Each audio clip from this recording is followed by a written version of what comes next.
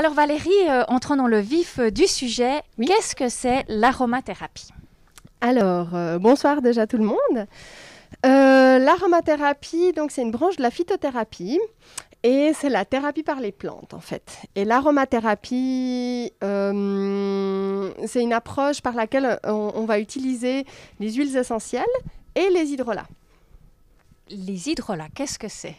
Alors, les hydrolats, quand tu vas distiller ta plante, en fait, ça peut être les sommités fleuries, ça peut être des racines, ça peut être de l'écorce, tu vas la distiller et en fait, il y a une partie qui va sortir qui sera de l'huile essentielle, donc c'est un composé chimique, si on veut, extrêmement riche en molécules actives et la partie eau, en fait, qui va sortir de cette distillation sera l'hydrolat ou l'eau florale, on l'entend aussi assez souvent.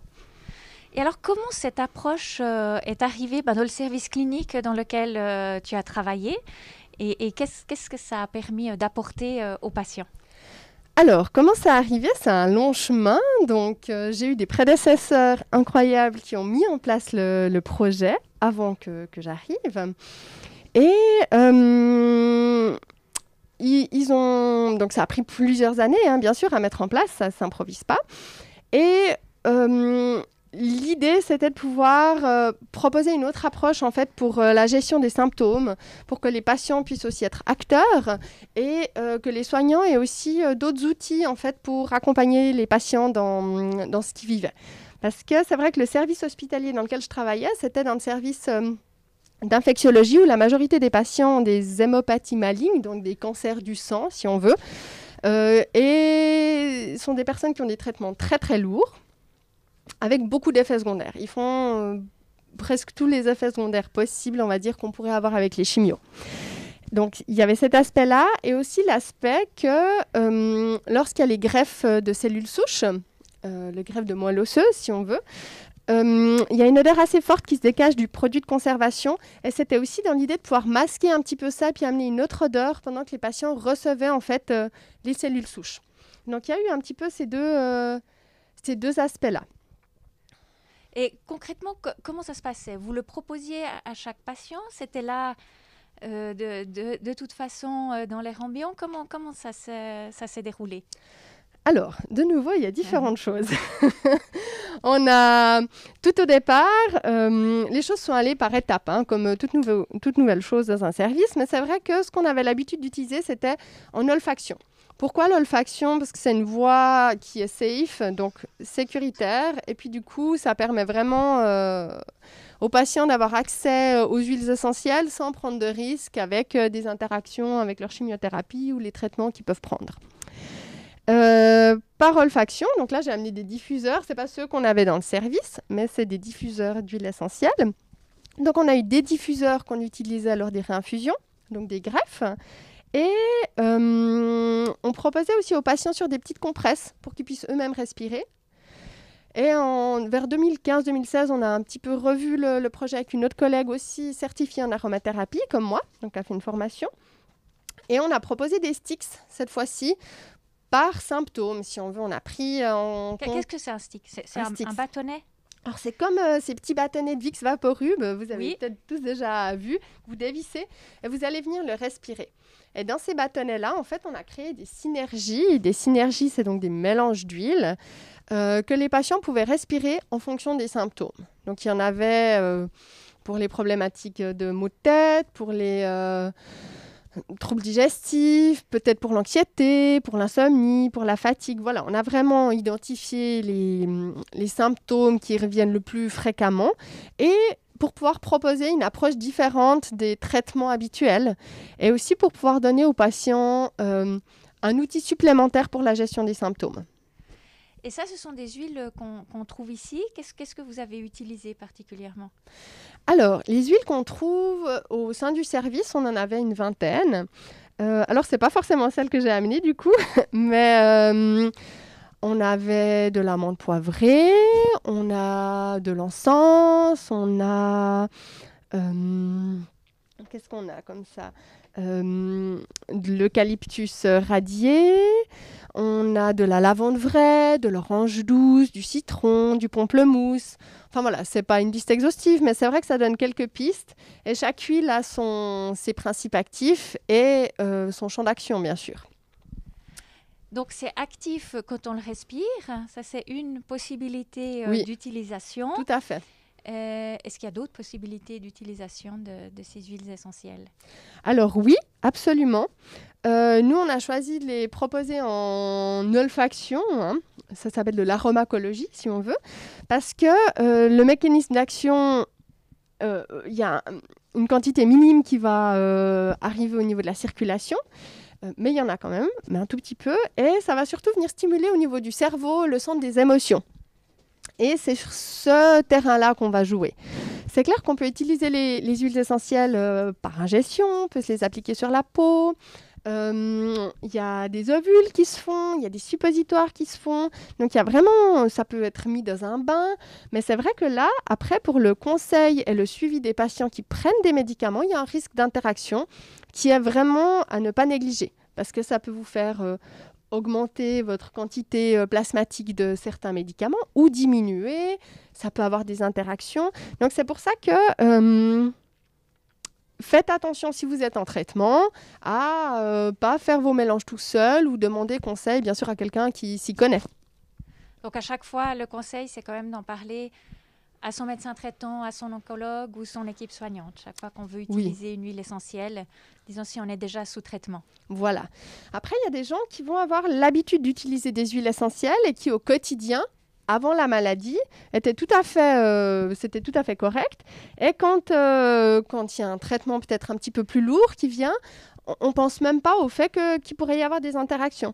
Donc, c'est là aussi où ça peut être intéressant d'en parler à son oncologue ou à son... Il y a des pharmaciens cliniques aussi qui ont vraiment une approche phyto et onco. Donc, ils ont vraiment cette double casquette qui vous permet l'utilisation des huiles en toute sécurité, en fait. Donc, vous avez parlé tout à l'heure des émotions, que ça peut agir sur les émotions. Est-ce que vous pouvez nous en dire un petit peu plus sur quel type d'émotions et éventuellement quelle huile essentielle utiliser? Alors, c'est vrai, je vais peut-être parler de ce qu'on avait au sein du service, mais ça peut être plus général. Toutes les émotions, peut-être l'anxiété, la tristesse... toutes ces émotions plutôt négatives peuvent être abordées par les huiles essentielles avec des huiles qui vont être un peu gaies, joyeuses. Donc, c'est vrai qu'on propose souvent des agrumes. On avait fait un petit Stix, donc ce fameux Stix à respirer pour l'anxiété ou la tristesse. Et c'est vrai qu'à l'intérieur, il y avait passablement d'agrumes. Pas trop parce que c'est des huiles qui sont assez volatiles et puis qui s'évaporent si on veut assez vite. Mais c'est vrai qu'on mettait volontiers de la bergamote à l'intérieur qui amène beaucoup de joie ou du pamplemousse par exemple. Pamplemousse, je mets un petit bémol, c'était en olfaction. C'est vrai qu'on entend souvent, et j'ai souvent entendu dire des patients « Ah, le pamplemousse, on m'a dit de ne pas en prendre. » Donc l'huile essentielle de pamplemousse en olfaction sera pas la même chose que manger un pamplemousse. Je fais juste cette petite parenthèse, c'est vrai, c'est quelque chose qu'on entend souvent. Voilà, bien sûr, parce que c'est autre chose. Et là, on est dans de l'olfaction, respirer une compresse avec des huiles essentielles. On n'est pas dans un traitement à base de pamplemousse. Voilà. Est-ce qu'il y a une certaine quantité limite ou est-ce qu'on peut respirer, avoir son diffuseur toute la journée ou il faut quand même le limiter dans le temps? Alors oui, il faut le limiter. Il faut le limiter parce que déjà, il y a un moment, vos petites molécules qui ne sont pas si petites, en fait, qui vont diffuser dans l'air, elles vont saturer. Ah, oui. Et puis du coup, ça marche. Et du coup, ce qu'on recommandait pour nos patients, par exemple, on ne diffusait pas plus de 2 heures à la suite. Et déjà, c'est beaucoup, 2 heures. Souvent, vous avez des cycles sur des diffuseurs que vous achetez sur le marché qui diffusent 20 minutes et qui font une pause, qui rediffusent 20 minutes et qui échelonnent comme ça sur 3-4 heures.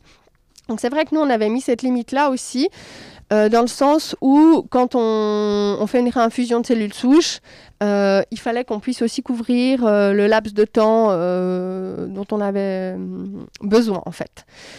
Donc, diffuser en continu, non. Une diffusion ne remplace pas une aération. Donc, de toute façon, il est recommandé d'aérer 1, 2, 3 fois par jour une pièce. Donc, si vous diffusez, ce sera la même chose. Sauf si vous êtes bien sûr hospitalisé dans une chambre d'isolement, ça sera autre chose. Mais là, je parle du domicile. Donc voilà, je ne sais pas si ça a répondu à la question. Oui, tout à fait. Donc on a parlé d'olfaction, de respirer des sticks, d'avoir un diffuseur. J'ai entendu dire qu'il fallait éviter de chauffer directement l'huile. Oui, alors tout à fait. Dans les manières de diffuser les huiles essentielles, vous aurez différents types de diffuseurs par nébulisation, par exemple ceux qu'on a là. Vous avez par air, c'est de l'air qui va passer à travers. Et c'est vrai que lorsque vous proposez aux gens de diffuser, ils s'imaginent toujours la petite bougie avec le creux dessus. Mais en fait, la chaleur va venir dénaturer votre huile essentielle, donc ça va la brûler. Donc c'est vraiment pas l'idéal. Et puis donc on parle toujours et encore de ce fameux virus cette année, le coronavirus. Est-ce qu'il y a des huiles essentielles qui renforcent un peu les défenses immunitaires ou qui protègent un peu des infections ou ce serait aller trop loin? Vous allez sur un terrain miné en pleine... Non, alors oui, bien sûr qu'il y a des huiles essentielles. Oui et non. Oui, il y a des huiles essentielles qui peuvent stimuler. Il y a des huiles essentielles qui sont dites antivirales. Après, je ne vais pas prétendre qu'il y a des huiles essentielles qui peuvent aller contre le coronavirus, parce que j'en sais rien. Il y a des études qui sont en train d'être faites, il y a des choses qui sont en train d'être discutées. Après, à prétendre quelque chose à ce niveau-là, moi, je ne prendrai pas de risque actuellement. Donc, vous parlez d'études. Est-ce que cette aromathérapie, maintenant, elle est documentée scientifiquement? Est-ce qu'il y a des recherches qui se font là-dedans ou c'est encore un peu expérimental? Non, alors, il faut savoir historiquement, l'aromathérapie, mais comme la phytothérapie générale, elle est utilisée depuis des millénaires. Et c'est vrai que quand il y a la médecine actuelle, allopathique qui est arrivée, ça a été un petit peu mis de côté, même si finalement, si vous regardez dans votre pharmacie, beaucoup de médicaments ont les mêmes principes actifs finalement que certaines huiles essentielles. Et ça a été mis un peu de côté, et surtout quand il y a eu le début des études, donc elles sont assez récentes. Je dirais, il y a eu un boom, je dirais avec mes connaissances, autour des années 2000, 2010. C'est vrai que là, il y a eu pas mal d'études qui sont sorties. Et maintenant, il y a pas mal de thèses de doctorat aussi de pharmaciens en France. Il y a une fondation qui les aide aussi pour pouvoir faire leurs thèses de doctorat dans ces domaines-là et qui vont amener sur le terrain en fait, des huiles essentielles et qui vont faire leurs thèses de doctorat là-dessus. Donc c'est vrai qu'il y a de plus en plus de documentation. Il y a aussi des bases de données où vous pouvez aller trouver les interactions connues entre certains médicaments et certaines huiles essentielles. Donc c'est ça aussi où je dis quand vous avez un praticien qui s'y connaît, il va aussi regarder si ce que vous prenez est compatible. Après, si on ne sait pas, on ne va pas prendre de risques. Donc c'est là aussi où il y a maintenant, on a vraiment de plus en plus de connaissances et puis je trouve chouette parce que ça nous permet aussi de s'appuyer sur quelque chose de solide pour pouvoir pratiquer en sécurité en fait. Alors, si on veut en savoir plus, vous avez dit tout à l'heure, on peut s'adresser à certains pharmaciens. Ou est-ce que c'est tous les pharmaciens ou c'est quand même assez spécifique et il faut repérer des pharmaciens cliniques Oui, alors j'aime bien l'idée de repérer. Ouais. J'aime bien l'idée de repérer parce que il y a en Suisse, typiquement pour les médecins et les pharmaciens, il y a une formation spécifique en aromathérapie. Qui peuvent faire en plus de leur formation de base. Mais ça ne veut pas dire que tous les pharmaciens ou les assistants pharmacie, les gens qui vont vous vendre des huiles essentielles, parce que finalement, vous allez en pharmacie, vous allez voir des huiles, vous allez vous poser des questions. Les conseils sont parfois excellents et parfois peut-être plus douteux. Donc, c'est vrai que c'est là que ça vaut la peine de questionner. Et si vous questionnez, assez vite, vous allez vous rendre compte d'où vous avez mis les pieds. Et quelqu'un qui s'y connaît ou quelqu'un qui s'y connaît pas saura peut-être aussi vous orienter dans une bonne pharmacie. Votre oncologue ou votre médecin traitant connaîtra peut-être aussi d'autres collaborateurs qui s'y connaissent, d'autres collègues qui s'y connaissent et sauront vous orienter. Ce qui est important, à mon avis, c'est d'en parler au médecin il y a le médecin qui va connaître et qui saura vous accompagner. Il y a peut-être celui qui ne connaîtra pas, mais qui saura vous orienter. Après, il y en a qui ont encore un peu des craintes, parce que c'est vrai que c'est assez nouveau maintenant qu'on parle de ça ouvertement, hein. Mais il faut en parler aussi pour le démocratiser et puis que ce soit plus quelque chose de quoi on a peur pour pouvoir le pratiquer justement de manière sécuritaire. Je crois que vous avez apporté aussi des livres pour en savoir un petit peu plus. Qu'est-ce que vous nous recommandez? Alors, ça, c'est des livres un peu plus d'usage, on dira. C'est quelque chose d'assez général, hein. Ce n'est pas en lien avec l'oncologie. Oui. Dominique Baudou et Michel Faucon, ce sont 2 auteurs français, en fait, qui sont pharmaciens à la base et aromathérapeutes. Et c'est vrai que j'aime bien ces 2 ouvrages. L'aromathérapie soignée par les huiles essentielles de Dominique Baudou, il est facile. Vous voulez bien le mettre peut-être devant la si caméra? Celle-là. Voilà, et peut-être l'autre aussi. Et l'autre est plus complet. Alors j'ai la version volumineuse. Oui, mais c'est pas la version 2020, mais elle arrivera. Il y a eu des modifications, mais ça c'est la version. C'est pas la dernière version. La dernière version est bleue, si ça vous intéresse. Vous la trouverez de 2020. Et c'est vrai que ce sont 2 ouvrages que j'utilise volontiers au quotidien pour accompagner les patients, en fait, et puis comme guide, on va dire. Vraiment, c'est mes bibles d'aroma. Et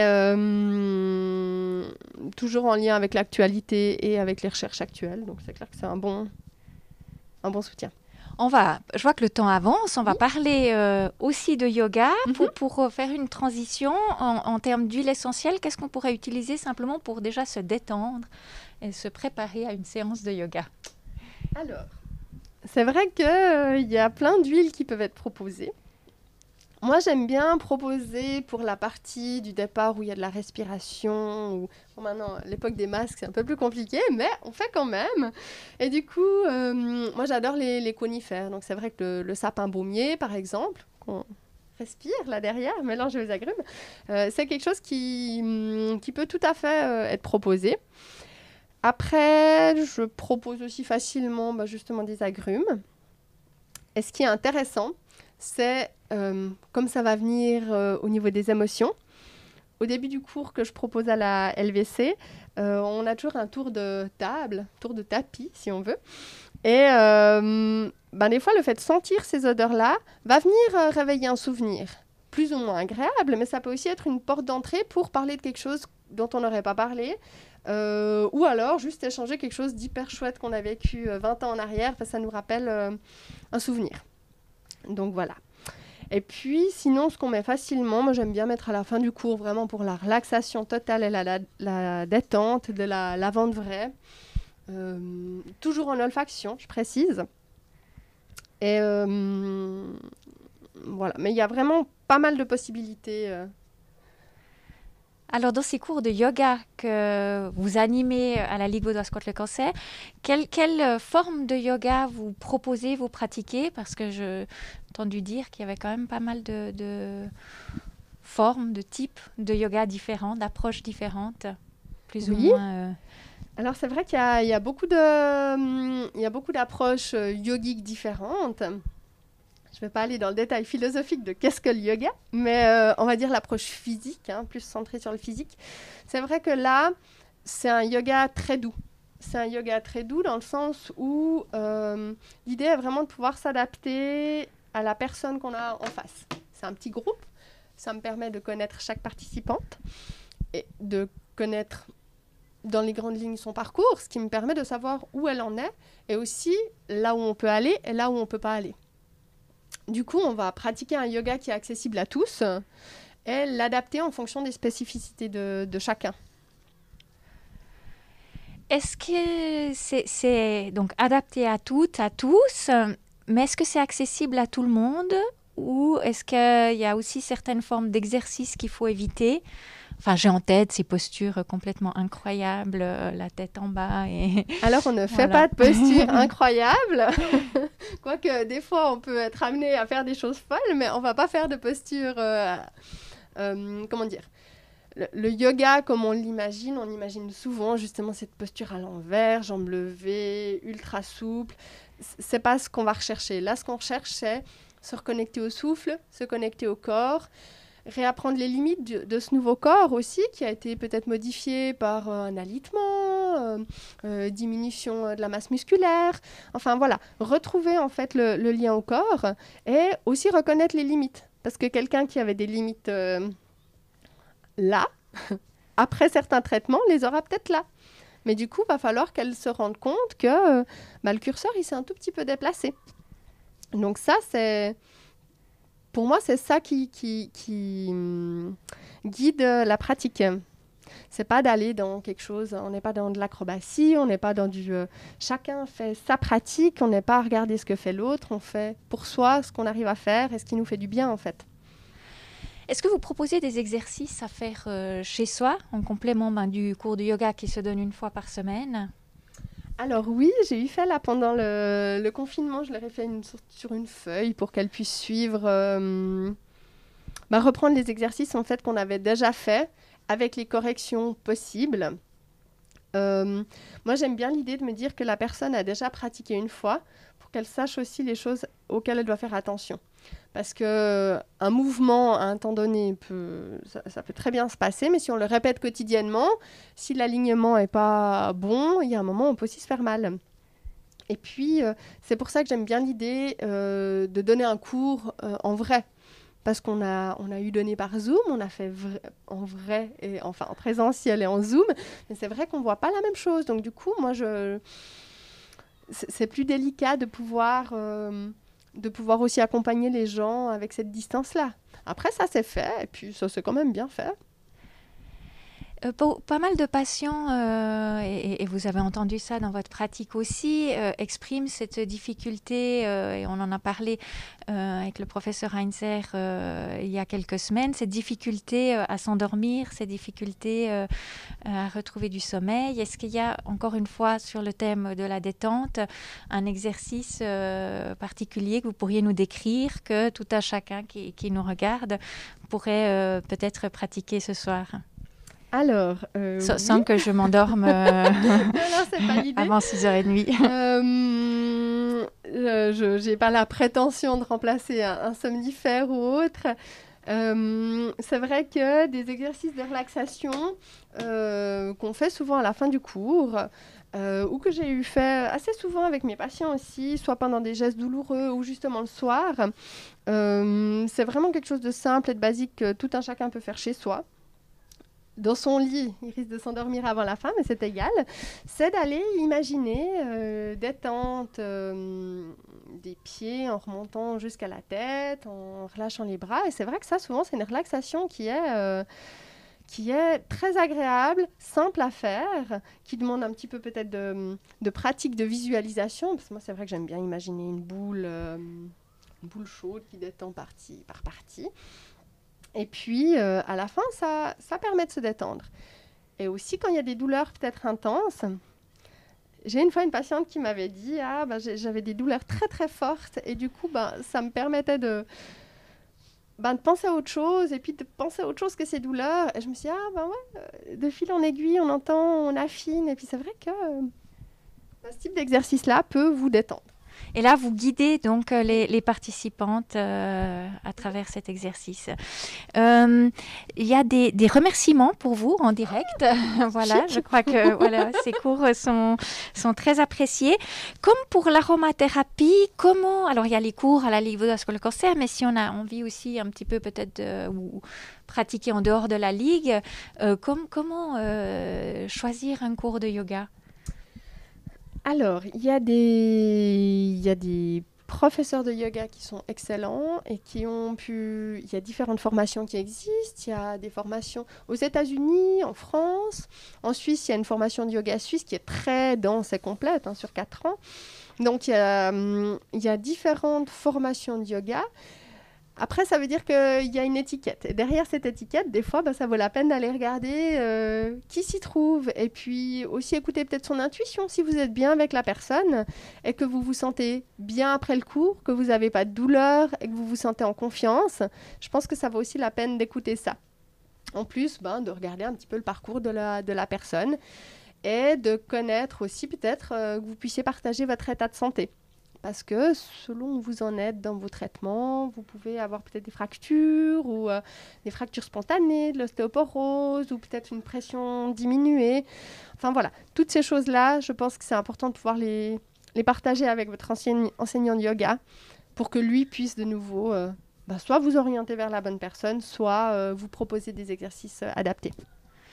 Et puis, pour quelqu'un qui aurait envie de s'initier, mais à distance, est-ce qu'il existe des sites plus particulièrement recommandés? Alors, vous allez pouvoir trouver... Je ne sais pas si après, vous pouvez mettre en ligne des adresses. Oui, on pourra. Oui, tout à fait. Bon, il y a... Alors maintenant, avec le confinement, vous avez eu beaucoup de gens qui ont mis des cours en ligne. Même le yoga vinyasa de base, je dirais, il n'est pas forcément adapté. Parce que comme je le disais, selon ce que vous avez comme problématique de santé, certaines torsions, c'est peut-être pas idéal d'aller mettre la tête plus bas que vos genoux alors que vous avez déjà une hypotension et puis qu'après... Enfin voilà, donc il y a plein de petites choses à prendre en compte. Par contre, vous avez des formations Yoga for Cancer aux États-Unis qui proposent des fois en ligne des cours. Je pense que, par contre, c'est payant, si je ne dis pas de bêtises, donc je ne vais pas faire de bonnes ou mauvaises pubs. Mais qui sont des cours certifiés, qui sont créés avec aussi des oncologues et des professeurs de yoga. Vous pouvez trouver, je pense que si vous regardez sur Google, sur YouTube, vous allez trouver plein de cours, notamment adaptés pour les personnes qui ont des problématiques oncologiques. Après, c'est clair que la personne donne un cours pour tout un chacun quand même. Donc, c'est pas la même chose qu'un cours en direct avec une personne en face de vous. Et les personnes qui suivent le cours ici, donc elles pratiquent en dehors du cours. Donc vous avez dit, vous expliquez des exercices. Est-ce que ça a le même effet? Derrière, c'est ça ma question. Est-ce que c'est quand même recommandé de le faire plus régulièrement que les cours hebdomadaires? Ou est-ce que déjà de le faire une fois par semaine, ça apporte des bénéfices? Des bénéfices, oui. Enfin, je ne veux pas... faudrait demander aux personnes qui viennent au cours. Mais de toute façon, il y a un bénéfice parce qu'on bouge, parce qu'on respire, parce qu'on prend conscience. Après, au quotidien, ce serait magnifique, mais il faut le caser, il faut y penser, il faut avoir la motivation. Enfin, c'est quand même beaucoup de choses, hein. Donc, il y a la perfection et puis il y a ce qui est réalisable. Et puis, je pense que de faire ce qui est réalisable, c'est déjà génial. Et de venir toutes les semaines, c'est génial. Très bien. On arrive gentiment au bout de ce rendez-vous. Donc, il y a vraiment un grand merci pour vous. Je vous remercie aussi particulièrement, ou je te remercie, hein, on a ce tutoie et parfois on oublie, d'être venu dans cette entre-deux-fêtes pendant cette période. C'est vrai que pour nous, c'était vraiment intéressant, c'est sûr, de pouvoir t'avoir, de pouvoir échanger avec vous qui nous regardez. Merci. Et dans cette période où, bien sûr, il y a des fois, on parle plus de la pandémie que d'autres, le vaccin arrive, mais on a aussi besoin de parler des autres questions qu'ont les personnes touchées par le cancer et leurs proches, leurs questions, leurs préoccupations. Donc vraiment, Valérie, un grand merci. Merci Chantal, merci de m'avoir accueillie ici, au sein de la Ligue. Et puis, juste pour compléter, Valérie donne des cours ici à Lausanne. Et puis, on a aussi Lisa Aman qui donne des cours sur Vevey de yoga. Et moi, je vous donne rendez-vous jeudi. Vous aurez votre animateur habituel qui sera de retour, David Rodriguez. Et c'est moi qui mènerai l'interview sur des questions de danse, de santé, de Dansons la vie. Pourquoi ce titre cette année pour la Ligue vaudoise contre le cancer. Merci à toutes et à tous. Bonne soirée et je vous retrouve jeudi. Merci.